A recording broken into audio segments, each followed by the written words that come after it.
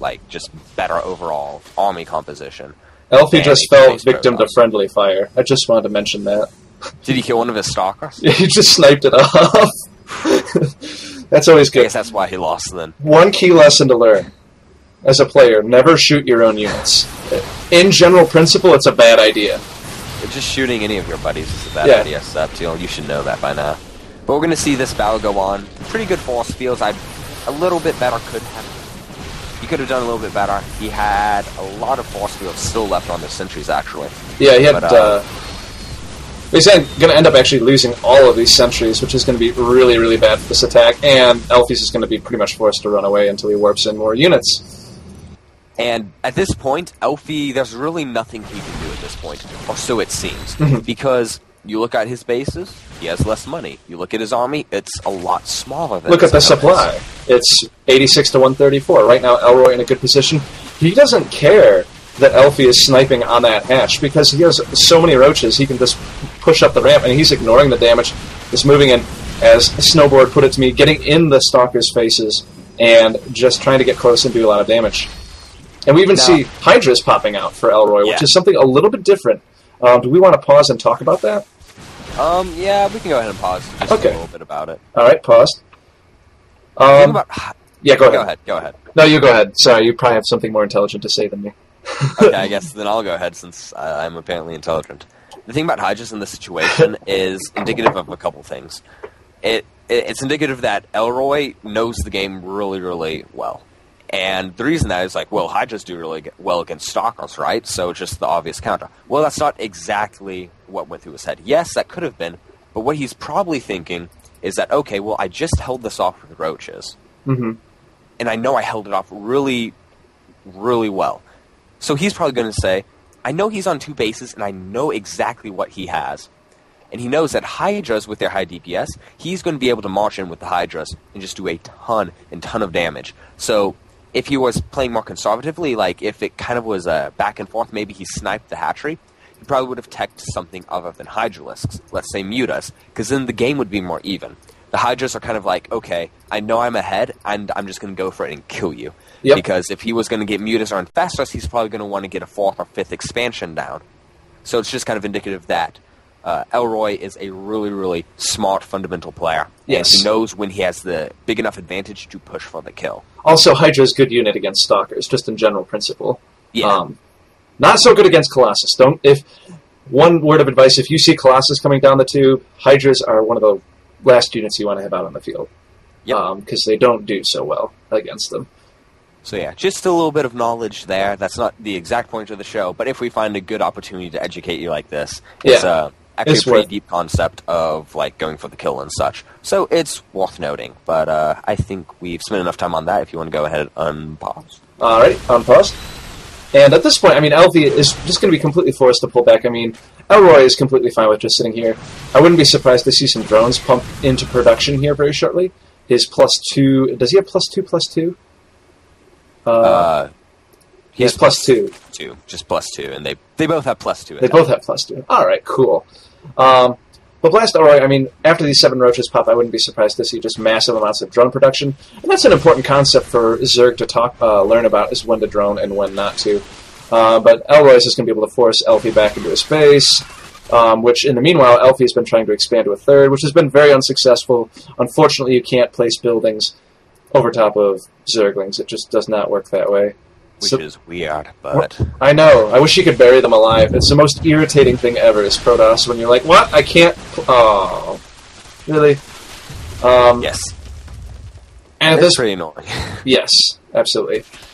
Alrighty then, but we're going to see, I mean, Elfie now pretty much forced up into his base. He's not going to be able to expand to that 3rd, and Elroy's is going to be sitting nice and pretty here. I wouldn't be surprised at all to see a 4th base pop down. He's got drones in production. He's macroing like a boss in the back.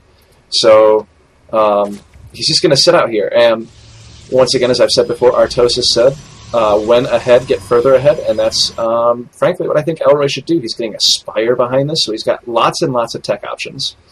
And actually, with the amount of gas he's getting, I'm guessing that he's probably going to be going, ooh, a little bit of a harass here by Elfie. Must be a warp prism nearby. Yep, there's the warp prism. To the base. just trying to buy him some time so he can get that expansion up. It's just running for its life, trying to drive the army away. But, doing a fairly good job. The entire army Yeah. has gone missing. And this Warp Prism's about to go missing on a permanent basis. But Yep. Elfie, using that time to get up that third, using it to buy himself time, that's actually an important concept to learn. If you are behind, harass tactics are probably the best bet for you because it's going to buy you time to get caught up. It's going to make his macro a little bit more difficult and more inconvenient. It's going to allow you more time to get up a base. It's not necessarily going to guarantee that you're going to win because, frankly, if you're behind, you are in fact behind. Short and simple. It sounds incredibly redundant, but I'd like to emphasize that point. And we're just going to watch Elfie get murdered right here. Not really a whole... I mean, he does great force fields, but... it's just not enough. Yeah. If he'd had about 4 Colossus, maybe he could have held this. Yeah. But, yeah, it's just way too much. Elroy going to be clearly the winner in this game. And we see the GG. Yep. And I just want to point out, with very few exceptions, this game was incredibly standard. I mean, minus the Hydras, I think that this game actually was very, very standard. You could see this at any type of high-level play on the ladders. Blink Stalker, pretty popular, especially against Lings, which is really funny. You'd think they wouldn't be good against Lings, but they actually are quite good. Blink Stalkers, not regular Stalkers. But anyway, incredibly common game. And, you know, they're tried and true methods, but we want to expand our overall gamer knowledge tonight and how to play these games. So, are we ready to pop into the second game here shortly? Let me load it up. It is going to be the X-Lord one. Yeah. Yes. This game is a treat. It's pretty good. It's pretty good. It's pretty good.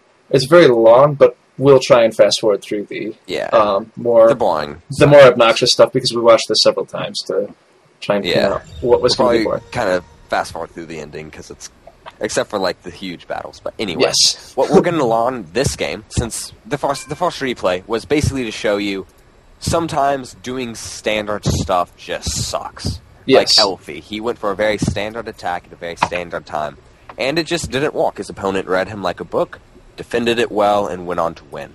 And that's really what we're going to try to focus on Metagame Monday. We don't want you doing normal stuff.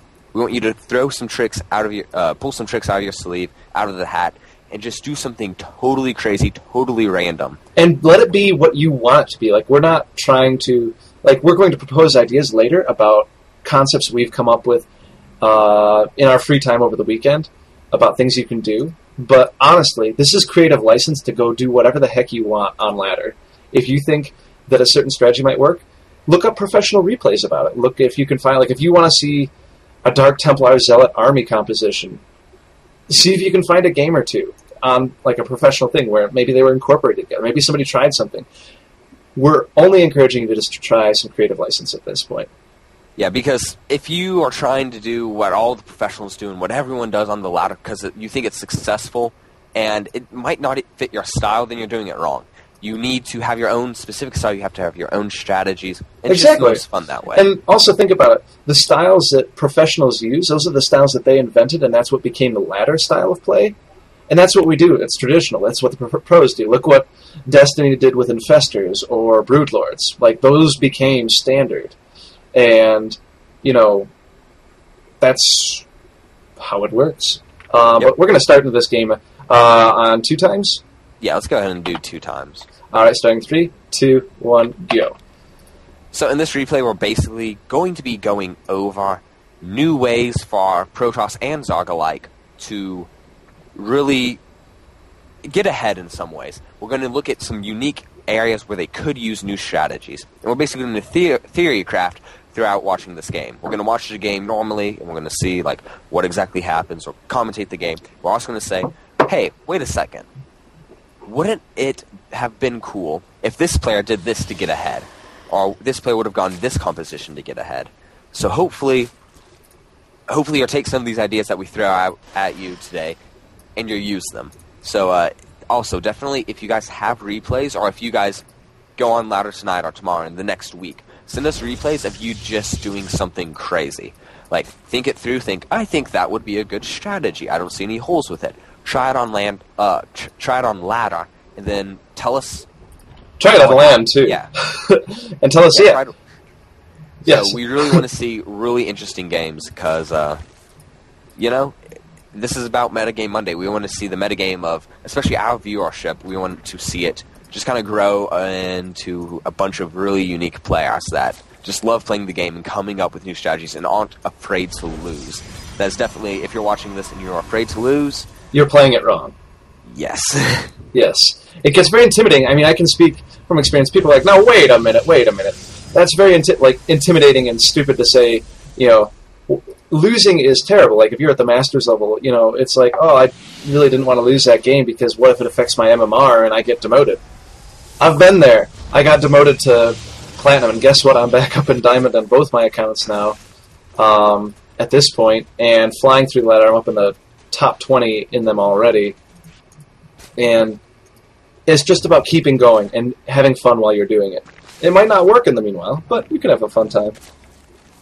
Yep, so let's go ahead and slow it down to ×1 right now. Okay, I'm at the 6-minute mark? Yep, so am I. Perfect. Alrighty then.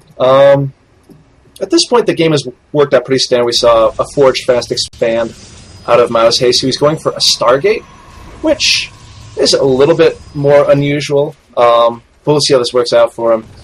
Yeah, it's unusual in the fact that it's supposed to be kind of unexpected in a way. It's supposed to catch your opponent a little bit off guard, just to do some unexpected damage. But Stargate plays become so kind of the norm. If you try to do really Stargate play, try to find a unique way in doing it, because doing it the way everyone else does is just boring, and it really doesn't work. Because if you know the Stargate's coming as a Zerg player, you just get Queens and Hydras and GG. Yeah. It's over. But at this point in the game, we see X-Lord is going to be expanding, very traditional. If my opponent Fast Forge expands, I get a third really quickly and just be like, okay, you can have an extra base. I'll have an extra base then. We're going to see some Void Rays pop out, which is going to introduce a little bit of an interesting dilemma for X-Lord, who's already getting a Spire. That's an extremely fast Spire. I would just like to emphasize that. 7 minutes, 45 seconds. Not going to see one faster in any game. I guarantee it. And that is unusual. Yeah, but you're going to see how it walks as well. Yes. Also, I love how X-Lord's playing this because he knows the Forge Fast Expand. You don't do the Forge Fast Expand and then wait to attack. You have to do the Forge Fast Expand and then go do damage. All the Zerg players just going to expo all over the map, and then boom. And you're in the same place. GG. Yeah, you're in the same place you were before then. The Protoss player has now been giving, I guess, it's your move. I'm just going to expand till you kill me. So X-Lord's doing a really good job. He's putting down 4 Spine Trawlers because he doesn't know what's going to come. He hasn't scouted with his Overlord, so he doesn't see exactly what's happening. Does he have an Evo chamber down? Yes, he does. Okay, so he is prepared against anything and everything that is going to be coming his way. Looks like Which is really good, because most Zerg players are trying to cut all these Karnos and just say, I'm going to drone until you attack, and then I'm going to make units. Yep. And then they end up dying because they don't make units fast enough. I think the best kind of, let's say, style of Zerg is to have quite a large army the entire time, but also stay kind of even in the drone count. It's not... sorry, Rhett, but I don't believe it's all about the drones if you just die because you have 90 drones and no army. But that's just my opinion. And we're going to see this 1+ timing attack go down. We actually saw a couple of replays that had the same timing attack, but this one walked out kind of best for our purposes. These Zealots are pretty much useless. Yeah. And these mutas pop out at a perfect time. I mean, Void Rays do not do well at all against mutas, as you can tell, even fully charged. And this is going to get shut down very quickly by X-Lord. Now, you might think, well, X-Lord just had a lucky break because he had early mutas. That's exactly it. He shook up the metagame just a little bit. I mean, normal muta play is, what, the 10-minute mark? 10.5-minute mark? Yeah, that's when you, put down the Spire. Or maybe just a little bit earlier. Yeah. But he already has, 12, 13 mutas coming out, and that's actually forcing Mouse Hastu to get a bunch of Phoenixes. Yep. And we're going to see some pretty cool micro from here on out. Just these overwhelming amount of mutas trying to take on these few Protoss defenders. Absolutely. But, I mean, at this point, X-Lord buying himself time. He's going to be getting up that third. In the meanwhile, good move on his part. just using these mutas kind of as a shield to get that up, because while you're attacking,